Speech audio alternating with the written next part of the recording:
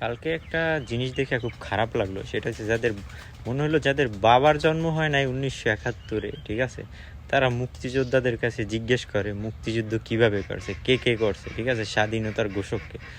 ভাই, এই স্বাধীনতার মাসে একটা জিনিসই বলি, সেটা হলো এই বাংলাদেশ স্বাধীন করার জন্য যাদের অবদান তাদের প্রতি আমরা কৃতজ্ঞ মানুষ হিসাবে, ঠিক আছে।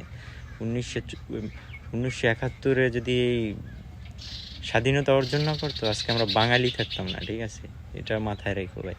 হ্যাঁ, তো যারা এটার পিছনে শ্রম দিয়েছে তাদের প্রতি কৃতজ্ঞ, 24-এ যারা জীবন দিয়েছে তাদের প্রতিও আমরা কৃতজ্ঞ। এই স্বাধীনতার মাসে সবাইকে মহান বিজয় দিবসের শুভেচ্ছা।